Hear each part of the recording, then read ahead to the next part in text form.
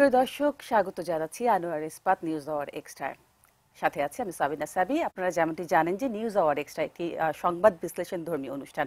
আজকে আমরা বাংলাদেশের অর্থনীতির হালচাল, বৈষম্য, বিভিন্ন বিষয় নিয়ে আলোচনা করব। আর বিষয়টির নাম রেখেছি বৈপরীত্যের অর্থনীতি। আজকে আমাদের সাথে অতিথি হিসেবে আছেন যারা, তাদের সাথে একটু পরিচয় করিয়ে দিতে চাই। আমাদের সাথে আছেন ডক্টর খন্দকার মোয়াজ্জেম, গবেষণা পরিচালক সিপিডি। আপনাকে স্বাগত নিউজ আওয়ার এক্সট্রায়। এবং সেই সাথে আছেন অধ্যাপক ডক্টর জিয়া রহমান, শিক্ষক, ঢাকা বিশ্ববিদ্যালয়। আপনাদের দুজনকেই স্বাগত নিউজ আওয়ার এক্সট্রায়। যে বিষয়টি বলছিলাম যে আমরা আসলে প্রথমেই যে প্রশ্নটা করতে চাই যে আমরা কয়েকদিন থেকেই দেখছি যে বিভিন্ন ধরনের প্রতিবেদন কিন্তু প্রকাশ হচ্ছে আন্তর্জাতিকভাবে, আন্তর্জাতিক অঙ্গনে, এবং বাংলাদেশের অর্থনীতি নিয়ে বিভিন্ন কথাবার্তা হচ্ছে। সেই ক্ষেত্রে দেখেছি আমরা বিশ্বব্যাংক পভার্টি অ্যান্ড শেয়ার প্রসপারিটি বা দরিদ্র ও সমৃদ্ধির অংশীদারিত্ব 2018 শীর্ষক প্রতিবেদনে সবচেয়ে বেশি হতদরিদ্র মানুষ হচ্ছে এমন 10টি দেশের তালিকা তারা করেছে, যেখানে দেখানো হয়েছে দৈনিক আয় $1.90 কম, তারাই হচ্ছে হতদরিদ্র। এমন দেশগুলোর মধ্যে বাংলাদেশের অবস্থান বলা হয়েছে পঞ্চম। এই যে অতি ধনী অতি গরিবের চিত্রকে কিভাবে দেখছেন? দুজনের কাছ থেকে আসলে জানতে চাই। প্রথমে যেতে চাই মোয়াজ্জেম স্যারের কাছে। ধন্যবাদ। আসলে একটি অর্থনীতি যখন ধারাবাহিকভাবে প্রবৃদ্ধি লাভ করতে থাকে তখন সেখানে সম্পদের সঞ্চিতি ঘটে, এবং এর সঙ্গে আমরা যেটা খুব পরিচিতি পাই সেটা হলো যে দারিদ্র কমার খবরটা পাই আমরা, এবং একই সাথে সম্পদ সৃষ্টির বিষয়টাও তখন আমরা অনুমান করি। কিন্তু খবরটি তখনই আসলে শিরোনাম হয় যখন আসলে এই মাত্রাটি অনেক বেড়ে যায়। সেটা একদিকে যেমন ধনী বৃদ্ধির মাত্রাটা যেমন বেড়ে যায় সেটি যেমন ঠিক, আবার একই সাথে দরিদ্র মানুষের সংখ্যাটি যদি পর্যাপ্তভাবে না কমে তাহলে সেটিও কিন্তু একটি নিউজ হয় বা শিরোনাম হয়। সাম্প্রতিক বছরগুলোতে কিন্তু এই নিউজটি আসছে যে বাংলাদেশে বৈষম্য তৈরি হচ্ছে, বিশেষ করে আয় বৈষম্যের বিষয়টি বেশ আলোচিত গত 1-2 বছরের ভিতরে। এবং গত বছর থেকে আলোচনায় যেটি এসছে যে অতি ধনী বিশ্বের যুক্তরাষ্ট্র ভিত্তিক একটি সংগঠন যে তথ্য উপাত্ত দিয়ে থাকে যে যাদের সম্পদের মূল্য $30 মিলিয়ন বেশি, এরকম অতি ধনী সম্পদশালীদের ভিতরে প্রবৃদ্ধির দিক থেকে, সংখ্যার দিক থেকে না, প্রবৃদ্ধির দিক থেকে বাংলাদেশ সবচেয়ে উপরে। এবং গতকালকেও আমরা একই ধরনের আরেকটি নিউজ দেখলাম যে ঠিক আলট্রা হাই রিচ না, কিন্তু হাই রিচ, আর যাদের সম্পদের মূল্য $1 থেকে $30 মিলিয়ন ভিতরে, তাদেরও প্রবৃদ্ধির দিক থেকে বাংলাদেশের অবস্থান উপরের সারির দিকে। প্রায় প্রবৃদ্ধি প্রায় 12%, বলা হচ্ছে আগামী 5 বছর এটা 17% বাড়বে, যে রিপোর্টটি সেখানে এটি বলা হচ্ছে। বিপরীত দিক থেকে আপনি যে দারিদ্র্যের যে তথ্যটি দিলেন সেখানে আমরা যেটি দেখতে পাই যে দরিদ্র, আমরা সামগ্রিকভাবে যে তথ্যটি প্রায়শই শুনতে পাই সরকারের বিভিন্ন সংস্থা থেকে, সেটা হলো যে দারিদ্র্যের হার কমছে। কথাটি সত্যি, দারিদ্র্যের হার আসলে অব্যাহতভাবে কমছে। কিন্তু যখন সংখ্যায় যাবেন, যেমন যখন বলা হয় 24.6% দরিদ্র মানুষ, তখন কথাটির মানে হলো যে 16 কোটি মানুষের ভিতরে প্রায় 1/4 মানুষ আসলে দরিদ্র, অতি দরিদ্র যেটি বলছেন আপনি। এবং সেটিকে যদি সংখ্যায় নিয়ে আসেন তাহলে এটি দাঁড়ায় 2,20,00,000 মানুষ। হ্যাঁ, এই যে 2,20,00,000 মানুষ, এই সংখ্যাটা কিন্তু আমাদের জন্য অনেক গুরুত্বপূর্ণ। অর্থাৎ সংখ্যার দিক থেকে কিন্তু এখনো প্রচুর পরিমাণ মানুষ বাংলাদেশে দারিদ্র্য সীমার নিচে থেকে যাচ্ছে। তবে এই ধনী দরিদ্রের ভিতরে বৈষম্যের জায়গাটি অনেকভাবে তৈরি হয়। তবে অন্যান্য দেশের ক্ষেত্রে এই ব্যাখ্যাটি যেভাবে আসে, আমাদের জন্য ব্যাখ্যাটি কিন্তু কিছুটা ভিন্ন, এবং বলা যেতে পারে যে গুণগতভাবেই এই ব্যাখ্যাটি ভিন্ন। বৈষম্য সৃষ্টি হতে পারে, হ্যাঁ, বাজার ব্যবস্থাপনায়, এভাবে যে কিছু মানুষ বাজারে, অর্থাৎ তার ব্যবসা বাণিজ্য রয়েছে, সেখানে তিনি বিনিয়োগ করছেন এবং সে কারণে তিনি সম্পদশালী হচ্ছেন। এটি এক ধরনের ব্যাখ্যা, যেটিকে আমরা বাজার ভিত্তিক ব্যাখ্যা দিয়ে থাকি। কিন্তু এর বিপরীতে অন্য ব্যাখ্যা রয়েছে, যেমন কিছু মানুষ এমনভাবে বাংলাদেশে সম্পদশালী হচ্ছে যে কোনো বাজার ব্যবস্থার সাথে তার সম্পর্ক নেই, যে কোনোভাবে অনৈতিক লেনদেন অথবা সরকারের সঙ্গে তার সম্পর্ক, এবং বিভিন্ন ধরনের লাইসেন্স পাওয়ার মাধ্যমেও, এটা বাজার ব্যবস্থার বাইরে এরকম প্রক্রিয়ার মাধ্যমেও কিন্তু এক শ্রেণীর মানুষ বাংলাদেশে সম্পদশালী হচ্ছে। আর তৃতীয় আরেকটি গ্রুপও সম্পদশালী হচ্ছে, যেটাকে অনেকটা আপনি চুরি বলতে পারেন। অর্থাৎ আপনি যেমন ব্যাংক থেকে ঋণ নিয়েছেন, ঋণ আপনার ফেরত দেওয়ার কথা, কিন্তু ঋণ ফেরত দিলেন না, এবং সেই টাকাটি মানে পুরো তফসিলের মধ্যেও গেলেন না, এই টাকাটির কোনো খোঁজও পাওয়া গেল না। এইভাবেও কিন্তু একটা শ্রেণী আমাদের দেশে সম্পদশালী হচ্ছে। ফলে তিন ধরনের ব্যাখ্যা আমরা এই সম্পদ সৃষ্টির পিছনে দেখতে পাই। এরকম কিন্তু ব্যাখ্যা কিন্তু অন্যান্য সম্পদশালী দেশে কিন্তু ব্যাখ্যাটি এরকম না। অন্যান্য দেশে যেহেতু আইন কানুনের প্রয়োগ রয়েছে এবং সেখানে প্রাতিষ্ঠানিক কাঠামো অনেক দক্ষ, যে কোনো ধরনের অনিয়ম হলে সেগুলো ধরার ব্যবস্থা রয়েছে, ফলে সেখানেও আপনি দেখবেন প্রবৃদ্ধি আছে, সেখানেও আপনি দেখবেন ধনী দরিদ্রের বৈষম্য রয়েছে, কিন্তু ব্যাখ্যাটি কিন্তু অনেকটা হচ্ছে বাজার কেন্দ্রিক ব্যাখ্যা। অর্থাৎ বাজার সিস্টেমে তিনি ব্যবসা করতে পেরেছেন, তিনি বাজারের বিষয়গুলো ধরতে পেরেছেন, ঝুঁকি নিতে পেরেছেন, মুনাফা করেছেন, এরকম একটা বড় ব্যাখ্যা পাওয়া যায়। কিন্তু আমাদের এখানে যে বাদবাকি যে দুটো ব্যাখ্যা, এই দুটো ব্যাখ্যা কিন্তু অন্যান্য দেশের ক্ষেত্রে এতটা প্রবল না যেটা আমাদের এখানে হয়েছে। নিশ্চয়ই এই বিষয়টি স্যারের কাছেই জানতে চাইছি, স্যার আপনি কি একমত কিনা এই বিষয়ে? ডেফিনেটলি ডক্টর মোয়াজ্জেম যা বলেছেন তার তো অবশ্যই ভিত্তি আছে। এর বাইরেও আমি যেহেতু ইকোনমিক্সের স্টুডেন্ট না, আমি সমাজবিজ্ঞানের ছাত্র, সো আমার পার্সপেক্টিভটা ডিফারেন্ট। ওনার পার্সপেক্টিভ যেটা বলেছেন ডেফিনেটলি আমি তার সাথে একমত, আমি দ্বিমত করার কোনো অবকাশ নেই। আমার কাছে মনে হয়েছে যে ঐতিহাসিকভাবে আমাদের রাষ্ট্রের যে গঠন, তার যেই মানে স্ট্রাকচার, কাঠামো, সেই কাঠামোর মধ্যেই কিন্তু এই দুষ্ট চক্রটা রয়ে গেছে।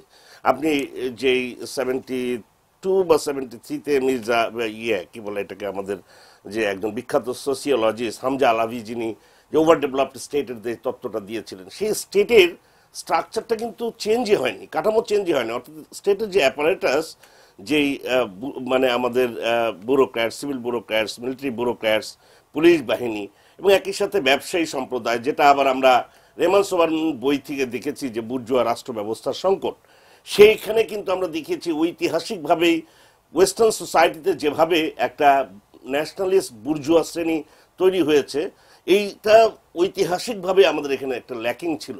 অর্থাৎ এই বুর্জোয়া শ্রেণী সবসময় কিন্তু রাষ্ট্রের কৃপা নিয়ে তারা বড় হয়েছে, রাষ্ট্রের টাকা আত্মসাতের মধ্য দিয়ে তারা বড় হয়েছে। ফলে আমরা দেখেছি যে এই যে ট্রান্সপারেন্সির ব্যাপার, এটা ওই আবার যে সেই গুনার মিডালের যেই সফট স্টেটের ধারণা, যে mismanagement of the state apparatus, সমস্ত কাজের মধ্যেই করাপশন, নেপোটিজম, এবং আবার সমাজতাত্ত্বিকভাবে দেখলে যেই ট্রেডিশনাল এলিমেন্টটা আমাদের এখানে প্রকট, সেটি হচ্ছে কিনশিপ বা জ্ঞাতি সম্পর্কের যেই বিস্তার। ফলে আপনি দেখবেন যে এই ট্রেডিশনাল এলিমেন্ট বিশাল অবদান রেখেছে। এবং এটি আমি মাঝে মাঝে বলি যে 1/11-এ আমাদের হয়তো অনেকের নানা পার্সপেক্টিভ থেকে হয়তো আমাদের দ্বিমত ছিল, কিন্তু 1/11 কিন্তু এমন কিছু রিফর্মের হাত দিয়েছিল, সেই রিফর্মগুলো আমি ব্যক্তিগতভাবে মনে করি সেটা একেবারে প্রথমে হোঁচট খেয়েছে জ্ঞাতি সম্পর্কের ব্যবহারের কারণে। অর্থাৎ আপনি এই যে আমরা নেপোটিজমের কথা বলি, সেটি আমার ভাই, আমার চাচা, আমার মামা, আমার খালু, এই যে সম্পর্কগুলো আছে, ফলে দেখা যাচ্ছে সবসময় যারা ক্ষমতায় যায় তারা রাষ্ট্রযন্ত্রটাকে ব্যবহার করে, এবং এটি একটি আনহোলি অ্যালায়েন্স আমরা যেটাকে বলি, যে একটি অশুভ আতাত, এটা রাষ্ট্রযন্ত্রের ভেতরে যারা আছে, পলিটিশিয়ান এবং এই যে ব্যবসায়ী শ্রেণী আমরা যেটা বলছি। কিন্তু যেটা আমাদের কাছে, আমি কিছুটা আশাবাদী হতে চাই যে এখানে যে সেই ঐতিহাসিক যেই ধরনটা, যে আমাদের যেহেতু ঐতিহাসিকভাবে আমাদের এখানে বুর্জোয়া শ্রেণীর বিকাশ লাভ হয়নি, কিন্তু আমরা গত 80-র দশক থেকে, যেটা ডক্টর মোয়াজ্জেমের বিষয়বস্তু, আমিও কিছুটা মানে লেবার মুভমেন্টস নিয়ে যেহেতু আমি কাজ করেছি, আমারও কিছুটা বিষয়বস্তু, আমি 80-র দশক থেকে আমাদের একটা নতুন ট্রেন্ড চালু হয়েছে রেডিমেড গার্মেন্টস কেন্দ্রিক যে বুর্জোয়া শ্রেণীটা আমাদের এখানে তৈরি হচ্ছে। এটি কিছুটা আমি বলবো যে আগের যে শ্রেণী ব্যবস্থার থেকে কিছুটা আলাদা। কিন্তু এই যে ট্রেডিশনাল এলিমেন্টগুলো, এবং আপনি দেখবেন এখন যারা ক্ষমতা আসতে চাচ্ছে, এই যে আমাদের সমস্ত তারকারা সব এমপি হতে চাচ্ছে, এটি একটি বড় কারণ হচ্ছে ক্ষমতার সাথেই এই অর্থনৈতিক যোগ সাজেশগুলো। তো এখন এই যে ট্রান্সপারেন্সিগুলো এবং একই সাথে সবকিছুর মূলেই কি আসলে তাহলে ক্ষমতা ডেফিনেটলি, এবং আপনি যে ইনস্টিটিউশন গুলো ডেভেলপ করেনি যে তার মতো করে চলবে, কিংবা ট্রান্সপারেন্সি কখনো ডেভেলপ করেনি। এই কারণে আপনি দেখবেন যে যেই ক্ষমতায় গেছে, সে নিজে যদি ভালো থাকতে চায়, তার আশেপাশে এমন এক ভিসাস সাইকেল তৈরি হয়েছে যে তাকে বাধ্য হতে হয়। এবং কত ইনস্টিটিউশন তো আছেই, স্টেটের কিছু ইনস্টিটিউশন আছে, আমরা ছোট একেবারে জন্মের পর থেকে কিন্তু শুনছি যে এই পেশাগুলোর মধ্যে একেবারে খারাপ পেশা। কিন্তু অনেকে শুনতে শুনতে আমরা অভ্যস্ত হয়েছি। আমরা পুলিশ নিয়ে কথা বলি, আমরা ট্যাক্সেশন নিয়ে কথা বলি, আমরা কাস্টমস নিয়ে কথা বলি, কিন্তু আমরা যে ইঞ্জিনিয়াররা যারা তৈরি হচ্ছে বাংলাদেশে, আমরা ছোটবেলার থেকেই পার্সেন্টেজের কথা, কিন্তু আমরা এটা একটা সোশ্যাল সিস্টেম হয়ে গেছে।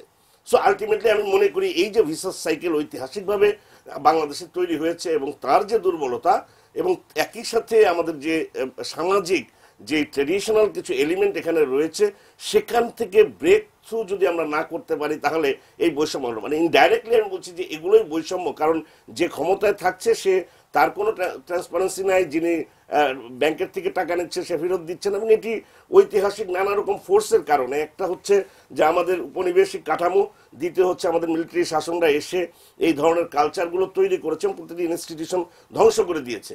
এখন আমরা একটা ট্রানজিশনাল ফেসের মধ্যে আমি ব্যক্তিগতভাবে মনে করি যে এই জায়গাগুলো নতুনভাবে তৈরি করার সুযোগ সৃষ্টি হয়েছে, যে এই যে রশি টেনে ধরার যে একটা শ্রেণী হয়তো তৈরি হয়েছে, কিন্তু এখানে একটি বিশাল শ্রেণী তৈরি হয়েছে যারা পরিশ্রম করে, যাদের কিন্তু এই জায়গাগুলোতে দেখেন আপনি যে মিনিমাম ওয়েজের যেই সংগ্রামটা আসে, এইগুলো কিন্তু আমাদের ঐতিহাসিকভাবে এই জিনিসগুলো তৈরি ছিল না বলে আমরা যে একটা মিনিমাম জায়গায় আমাদের এই শ্রমিক শ্রেণী বা ওয়ার্কিং ক্লাসকে একটি ছাড় দিব, এগুলো না থাকার কারণে কিন্তু বৈষম্যগুলো বাড়ছে। উন্নত দেশে অনেক দেশে এগুলো ইনিশিয়াল ফেজে ছিল, আস্তে আস্তে কিন্তু সেই রিফর্মগুলো হওয়ার মধ্য দিয়ে এগুলো কমেছে। আমি ব্যক্তিগতভাবে আশা করি যে সেই দিকে আমরা যাচ্ছি। ডক্টর খন্দকার গোলাম মোয়াজ্জেম, আপনার কাছে যদি যে বিষয়টি বলছিলেন স্যার, তার মধ্যে দিয়েই যদি সেভাবেই আমরা যদি যাই, বাংলাদেশ আমরা জানি যে নিম্ন মধ্যম আয়ের দেশে তালিকায় ঢুকে গেছে। নিম্ন মধ্যম আয়ের তালিকায় মানুষকে দারিদ্র্যসীমার উপরে উঠতে হলে যেটি বলেছিলাম যে $1.90 কম তারাই হচ্ছে হতদরিদ্র, কিন্তু নিম্ন মধ্যম আয়ের দেশ হিসেবে দারিদ্র্যসীমার উপরে ওঠার জন্য যেই দশমিকটি থাকতে হয়, যেই সীমাটি থাকতে হয়, সেটি হচ্ছে $3.2 PPP আয় করতে হবে।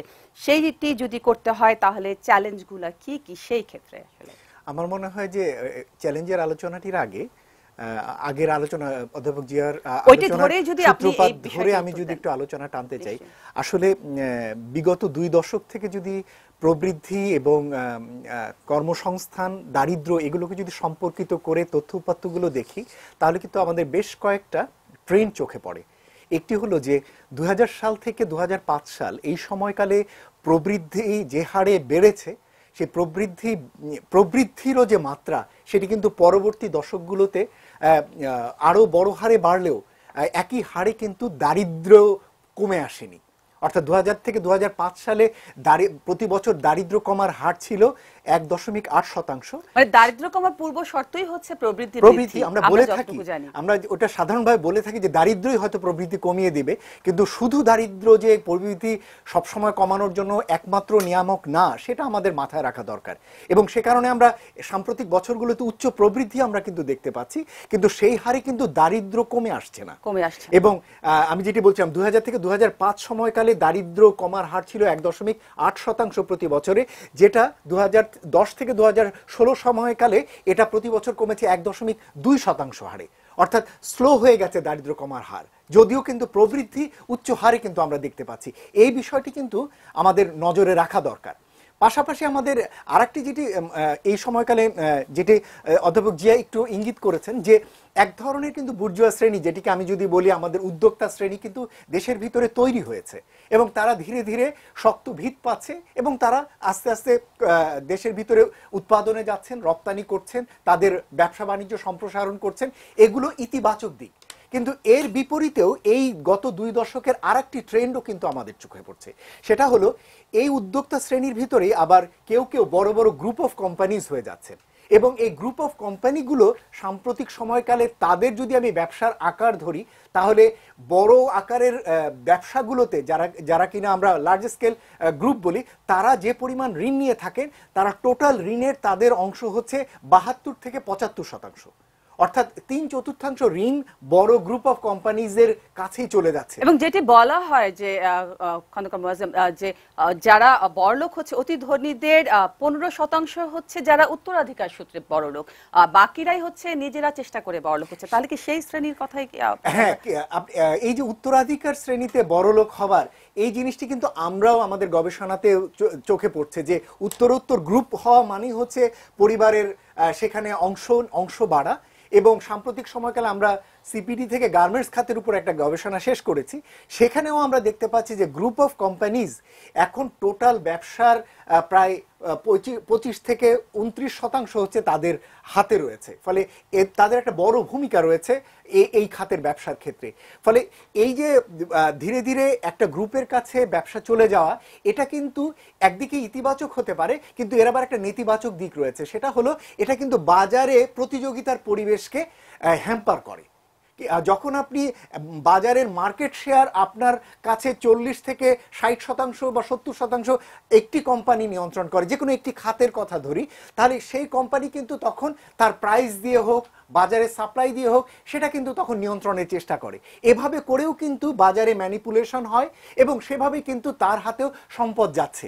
আমরা কিন্তু প্রায়শই এই অভিযোগটি করে থাকি যে বিভিন্ন খাত ভিত্তিক এই অভিযোগটি কিন্তু প্রায়শই আপনাদের নিউজেও কিন্তু আসে। সেটা চালের বাজার বলি, চিনির বাজার বলি, অথবা সয়াবিন তেলের বাজার বলি, আমরা কিন্তু জানি যে এই বাজারগুলোতে এক বা দুটো কোম্পানির মার্কেট শেয়ার কিন্তু বাজারের প্রায় 60-70%, এবং সিন্ডিকেটের কথা, এবং সেটার সঙ্গে সিন্ডিকেটের কথা আমরা বলে থাকি। এই যে এক উদ্যোক্তা তৈরি হচ্ছে ঠিকই, কিন্তু আবার একই সাথে উদ্যোক্তা শ্রেণীর ভিতরে বাজার ব্যবস্থাকে ব্যত্যয় করার একটা চেষ্টা, সেটি কিন্তু আবার এখানে এক ধরনের নেতিবাচক প্রভাব ফেলছে নতুন উদ্যোক্তা সৃষ্টির ক্ষেত্রে। এটা হলো উদ্যোক্তার দিক থেকে কথা।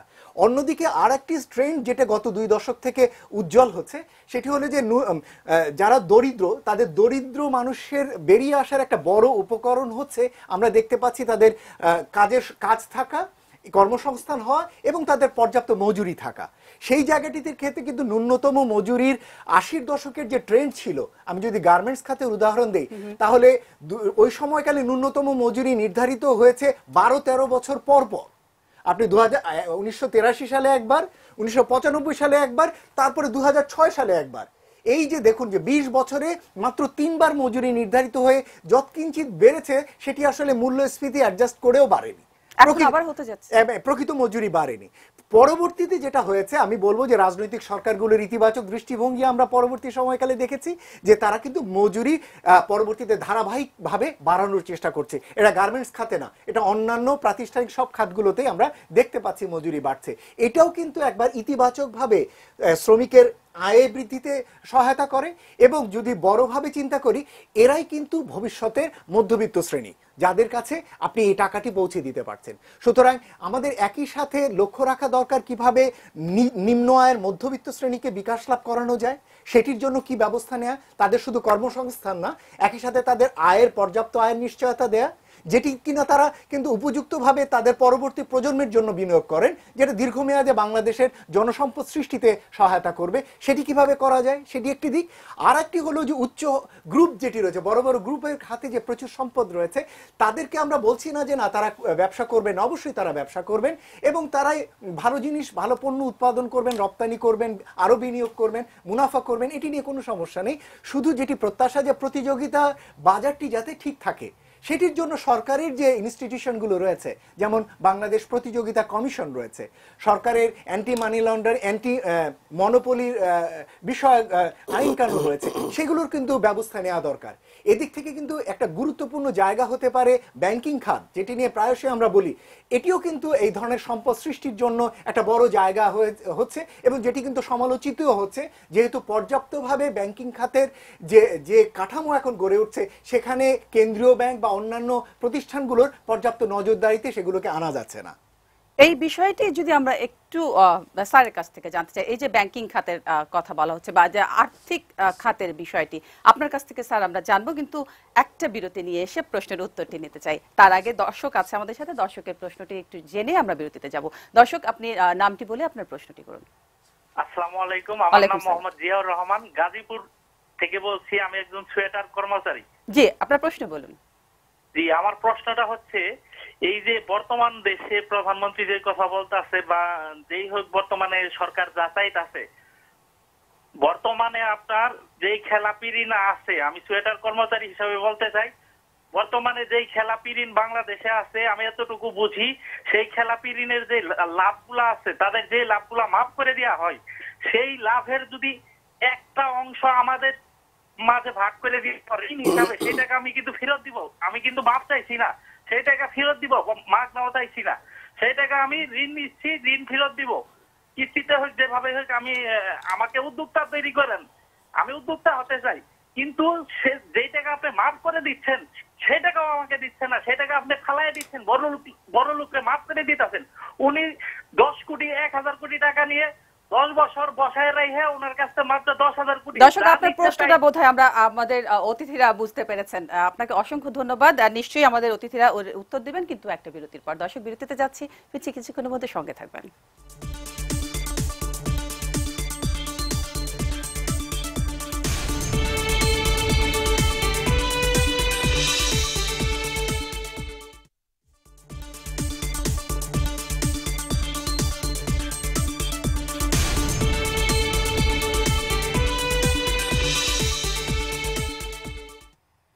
আসলে আবারও ফিরে এলাম নিউজ আওয়ার এক্সট্রায়। আমাদের আজকের বিষয় বৈপরীত্যের অর্থনীতি।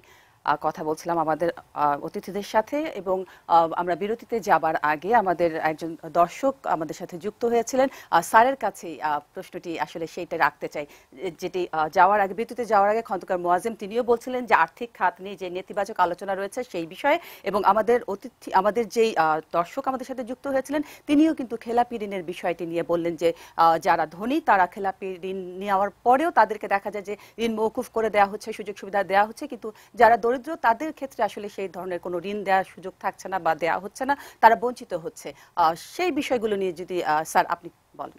আমি ধন্যবাদ জানাচ্ছি আমাদের যিনি একজন সোয়েটার ফ্যাক্টরির একজন শ্রমিক নিজেকে পরিচয় দিয়েছেন, এবং তিনি, আমি বলবো যে একজন কর্মী, আমাদের উন্নয়নের একজন ডেফিনেটলি এই বিশাল শ্রমিক শ্রেণী, তাদের কন্ট্রিবিউশন না থাকলে আমরা শুধু উদ্যোক্তাদের কন্ট্রিবিউশন দিয়ে কিন্তু আমরা এই দেশকে এই জায়গায় নিতে পারতাম না। আমাদের রেডিমেড গার্মেন্টস ইন্ডাস্ট্রি যে পরিমাণ লেবার কস্ট যে জায়গায়, সেই কথা চিন্তা করলে তাদের মানে আমি বলবো যে কন্ট্রিবিউশনটাই সবচেয়ে বেশি। এবং উনি যে কথাটা বলেছে, একটা মৌলিক প্রশ্ন যেটা আমরা হয়তো কেতাবি ঢঙে বা আমরা খুবই বুকিশ টার্মে আমরা এই যে সোশ্যাল ইনইকুয়ালিটির কথা বলি, রিডিস্ট্রিবিউশনের কথা বলি, উনি কিন্তু সেই কথাটাই বলেছেন যে এই যে সম্পদ এবং আপনার যে আজকের বিষয়বস্তু, এটার সাথে সম্পূর্ণ আমি বলবো যে খুবই চমৎকারভাবে তার এই প্রশ্নটা মিলে গেছে এবং সমন্বয় করতে পেরেছে আসলে আমাদের এই অনুষ্ঠানের সাথে তার প্রশ্ন। এবং এটি ধরেন এই যে কথাটি বলছিলাম আমরা, যে সম্পদ যেভাবে কুক্ষিগত হয়ে আছে, আমাদের দারিদ্র্যের কথা আমরা যদি বাদও দেই, যে পরিমাণ সম্পদ কিছু মানুষের হাতে কুক্ষিগত হয়েছে, তার ফলেই তো আমরা বলছি যে এই ডিসপ্যারিটি। এবং সেটি শুধুমাত্র হচ্ছে ঋণ খেলাপির ক্ষেত্রে কিন্তু না। আপনি দেখেন যে উদ্যোক্তা ঋণ নিচ্ছে, তার ঋণ নেওয়ার সময় একটা সাধারণ মানুষের ঋণ নেওয়ার যে সমস্ত বিষয়বস্তু লাগে, এই সব লোকজনের কিছুই লাগে না। দেখা যাচ্ছে ভুয়া কাগজপত্র দেখিয়ে, জমির দলিল দেখিয়ে তারা কিন্তু ওই যে আমি একটু আগে যেটা আপনাকে বলেছিলাম যে একটা আনহোলি অ্যালায়েন্স বা একটা নেক্সাস, রাষ্ট্রযন্ত্রের সাথে বা রাজনীতির সাথে, পলিসি মেকারদের সাথে ঐক্যতান করে তারা এই ধরনের সুযোগ সুবিধাগুলো নিচ্ছে।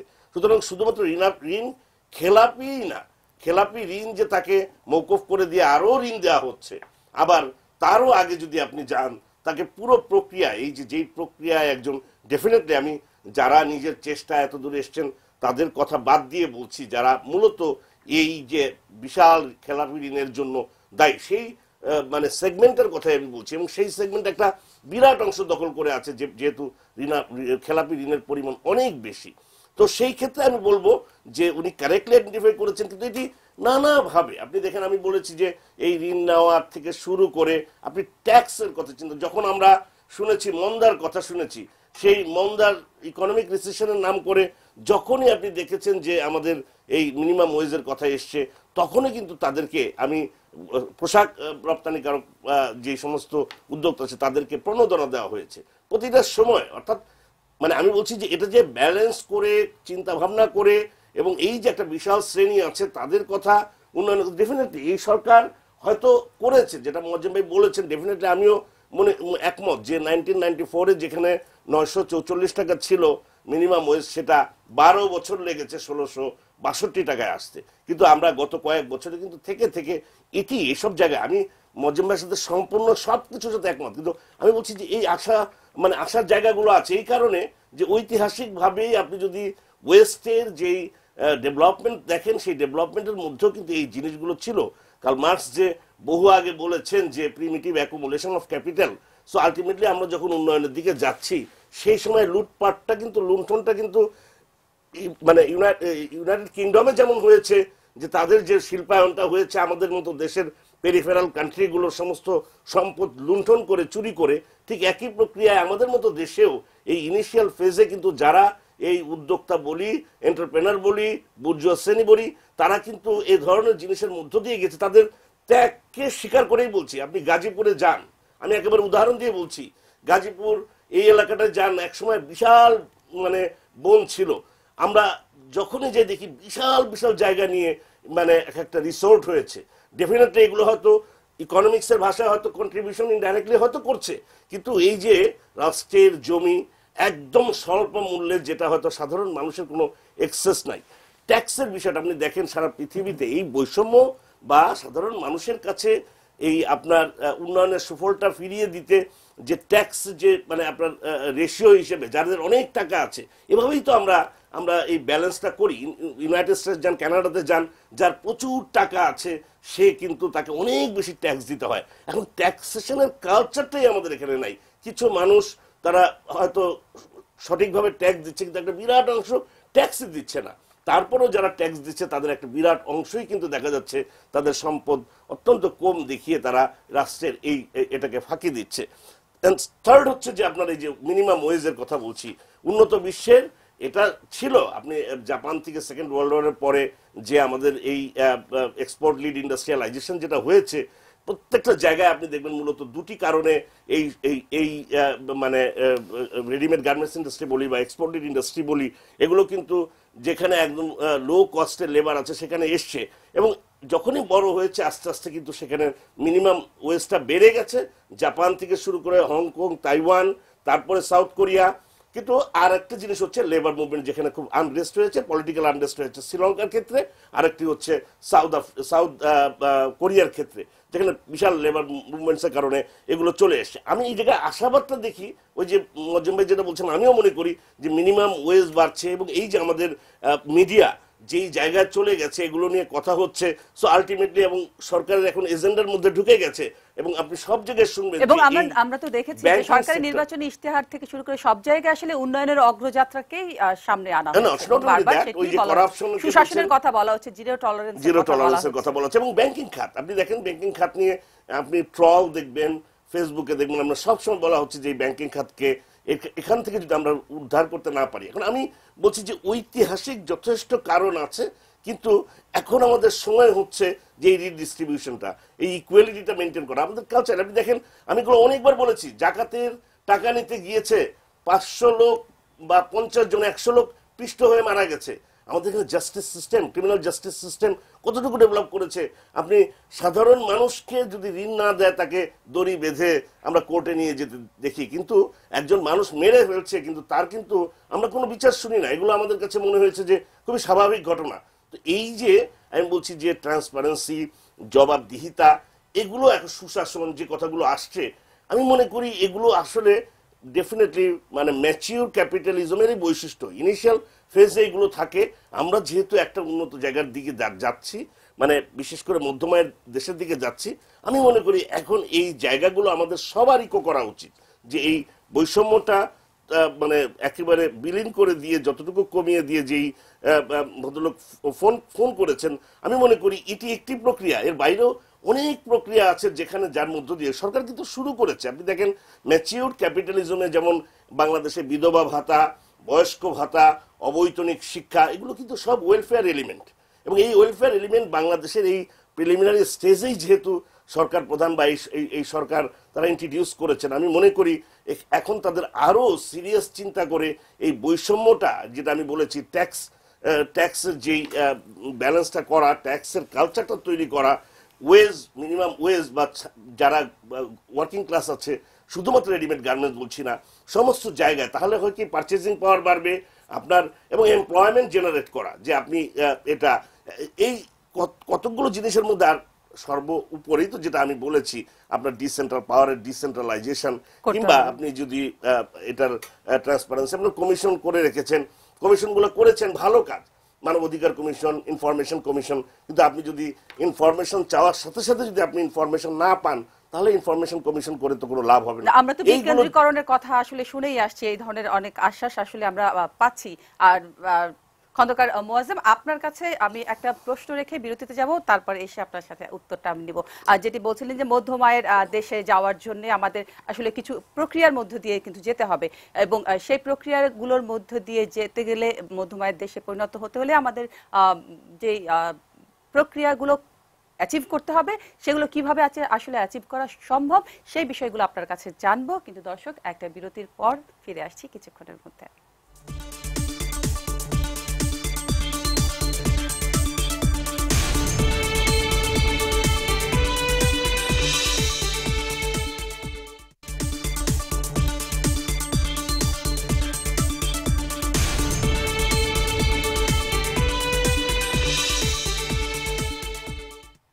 স্বাগত জানাচ্ছি নিউজ আওয়ার এক্সট্রায়। আমাদের আজকের বিষয় বৈপরীত্যের অর্থনীতি। আমরা কথা বলছিলাম অতিথিদের সাথে। খন্দকার মোয়াজ্জেম, আমরা বিরতিতে যাবার আগে আপনার কাছে প্রশ্ন রেখেছিলাম যে মধ্যমায়ের দেশে যেতে গেলে আসলে আমাদের কি কি প্রক্রিয়ার মধ্যে দিয়ে যেতে হবে। আর আরেকটি বিষয়, যেহেতু আমাদের অনুষ্ঠানের শেষ পর্যায়ে চলে এসেছি, খুব অল্প সময় পাবো, সমাধানগুলো আসলে জানতে চাই। কারণ এই বাংলাদেশ যে উন্নয়নের অগ্রযাত্রার মধ্যে দিয়ে যাচ্ছে আমরা বলছি, সেই অগ্রযাত্রার সুফল যেন সবাই পায়, সেক্ষেত্রে আসলে কি কি করা উচিত? একেবারে একটু যদি তথ্যভাবে বলি, আসলে মধ্যমায়ের দেশে যাবার জন্য অর্থনীতির প্রাতিষ্ঠানিক কাঠামো বা সামগ্রিক যে কাঠামো, এখানে পরিবর্তন আনা দরকার। অর্থাৎ ধীরে ধীরে কৃষিভিত্তিক অর্থনীতি থেকে আমাদের অর্থনীতিতে শিল্প বা সেবা খাতের দিকে যাচ্ছে, এই যাত্রাটা যাতে অব্যাহত থাকে। এবং সেটার জন্য যেটা প্রয়োজন সেটা হচ্ছে উদ্যোক্তা শ্রেণী সৃষ্টি করা। আমি আসলে গাজীপুরের ওই শ্রমিকের কথার সূত্র ধরে বলতে চাই যে আসলে তারাই উদ্যোক্তা হতে চান, কিন্তু উদ্যোক্তা হবার জন্য যে পরিবেশ, সেই পরিবেশটা কিন্তু এই ক্ষুদ্র উদ্যোক্তাদের হাতে নেই। এবং সেটার জন্য কিন্তু তিনি যে প্রথমে চাচ্ছেন পুঁজি, সেই পুঁজিটা তিনি পাচ্ছেন না। কোনোভাবে যদি তিনি পুঁজিটা ম্যানেজও করতে পারেন, তারপরেই আসবে হলো তার লাইসেন্স নিতে হবে। লাইসেন্স নিতে গেলেই সেখানে আবার ঘুষ বা দুর্নীতি। এবং আমি আপনাকে এরকম একটা ছোট্ট উদাহরণ দিতে পারি যে আজকাল আমি জানি না এখনো সেখানকার পরিবর্তন হয়েছে কিনা, গ্যাসের লাইন নেবার জন্য একজন ক্ষুদ্র উদ্যোক্তা যে পরিমাণ ঘুষ চাওয়া হয় তার কাছ থেকে, সেটা দিয়ে কিন্তু তিনি সামগ্রিক প্রজেক্টটাই চিন্তা করেন। এত পরিমাণ আসলে ঘুষের চাহিদা তৈরি হয়েছে কোনো কোনো ক্ষেত্রে। সুতরাং সেই সমস্ত জায়গা থেকে কিভাবে বেরিয়ে এসে ক্ষুদ্র উদ্যোক্তা, মাঝারি উদ্যোক্তাদের জন্য ব্যবসায় পরিবেশ নিশ্চিত করা যাবে দুর্নীতিমুক্তভাবে, যেটা সরকার প্রধানও বলছেন যে তারা দুর্নীতিমুক্তভাবে এই সুবিধাগুলো দিতে চান, যাতে দেশের মধ্যে উদ্যোক্তা সৃষ্টি হয়, বিকাশ লাভ হয়। এটা মনে রাখা দরকার যে গার্মেন্টস খাতের কিন্তু আমরা প্রবৃদ্ধি তখনই দেখতে পেয়েছি যখন সেখানে কিন্তু ক্ষুদ্র, মাঝারি এবং বড় উদ্যোক্তার সমন্বয় ঘটেছে।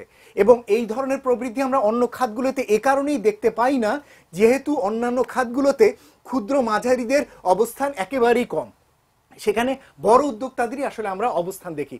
সুতরাং যতক্ষণ পর্যন্ত না ক্ষুদ্র মাঝারি উদ্যোক্তাদের বড় উদ্যোক্তাদের সাথে সম্মিলন না দেখব, ততক্ষণ পর্যন্ত কিন্তু ওই খাতগুলোর বিকাশ আমরা দেখতে পাবো না। সুতরাং আমাদের ছোট এসএমই খাতগুলোকে কিভাবে বিকাশ লাভ করা যায়, সেই সুযোগ সৃষ্টি করে দেওয়াটা প্রয়োজন। অন্যদিকে ধনী, আমরা যারা দেখতে পাচ্ছি যারা ধনী শ্রেণী সৃষ্টি হচ্ছে যেখানে, সেখানে অবশ্যই যারা প্রতিযোগিতার মাধ্যমে যেটি হচ্ছে সেটি নিয়ে কোনো আপত্তি নেই, কিন্তু প্রতিযোগিতার পরিবেশটা নিশ্চিত করা দরকার। সেটির জন্য যেটি আমি বলছিলাম যে সরকারের যে আইনি প্রতিষ্ঠানগুলো রয়েছে, যেমন প্রতিযোগিতা কমিশন রয়েছে, তাকে কার্যক্রম করা, দক্ষ করা, এবং বাজারে যাতে কোনো ম্যানিপুলেশন না হয় সেটা নিশ্চিত করা, সেটা যেমন রয়েছে। অন্যদিকে কিছু কিছু নতুন কর ইন্ট্রোডিউস করার প্রয়োজন হবে আগামীতে। সরকার অলরেডি করেছেন, এখনো পূর্ণভাবে বাস্তবায়ন হয়নি। একটি হলো ওয়েলথ ট্যাক্স, এটি কিন্তু ইন্ট্রোডিউস হয়েছে, এবং যাদের সম্পদ 2 কোটি টাকার উপরে, তাদের সম্পদের উপরে সম্ভবত 3% হারে ওয়েলথ ট্যাক্স দেওয়া হয়। এর বাইরে রয়েছে ইনহেরিটেন্স ট্যাক্স, অর্থাৎ উত্তরাধিকার সূত্রে আপনি পুরোটাই যে আপনি পেয়ে যাবেন তা না। উন্নত দেশগুলোতে কিন্তু উত্তরাধিকারের একটা অংশ সরকারকে দিতে হয় রাজস্ব আকারে।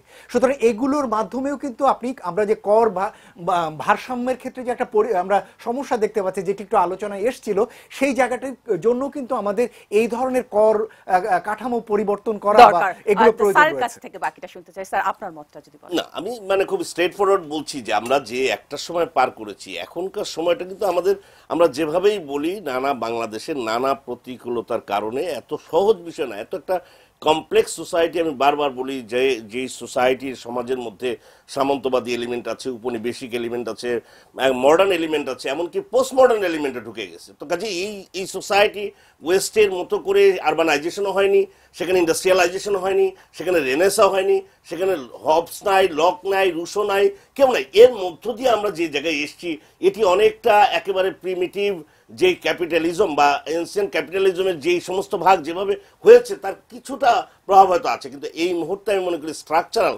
কাঠামোগত সংস্কার হচ্ছে সবচেয়ে, ইনস্টিটিউশনাল ডেভেলপমেন্ট হচ্ছে সবচেয়ে মানে দরকারি, যার মধ্য দিয়ে আপনি এটা ইনডাইরেক্টলি আপনি এই উন্নয়নের সুবিধাটা সাধারণ মানুষের কাছে পৌঁছে দেবেন। এবং তার প্রথম বিষয় হচ্ছে আমি মনে করি ট্যাক্সের ব্যাপারে। তারও আগে আমি মনে করি যে একটা ভিশন তৈরি করা, যারা এখন ক্ষমতায় আছে তারা যদি এটাকে নিয়ে সিরিয়াসলি ভাবে যে এই যে নেক্সাস, এটা এত সহজ ব্যাপার না, এই নেক্সাস ভেঙে দেওয়া। যে আমি হয়তো ট্যাক্স আমি ধরেন আরোপ করলাম যে ইনহেরিটেন্স ট্যাক্স অন্য কিছু, কিন্তু এটা যদি কাজীর গরু কেতাবে থাকে গোয়ালের নাই, এরকম যদি অবস্থা হয়, যিনি ট্যাক্স নিবেন তিনি যদি রক্ষক হয়ে ভক্ষক হয়ে যান, অর্থাৎ এই জায়গাগুলো যদি আমরা রিফর্ম না করি তাহলে বারবারই আসলে সুশাসনের কথাটাই আসছে, দুর্নীতিমুক্ত হওয়ার বিষয়টাই আসছে।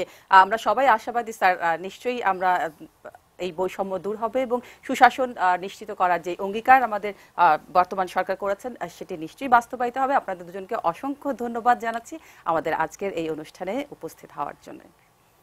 দর্শক, এই ছিল আমাদের আজকের নিউজ আওয়ার এক্সট্রা। এরপরে রয়েছে পলিটিক্স প্লাস মুনি সাহার সঞ্চালনায়, সেটি অনুষ্ঠিত হবে এবং আমাদের এই নিউজ আওয়ার এক্সট্রাটি আপনারা দেখতে পাবেন রাত 2:15 এবং সকাল 7:15। সবাইকে ধন্যবাদ জানিয়ে শেষ করছি আজকের নিউজ আওয়ার এক্সট্রা।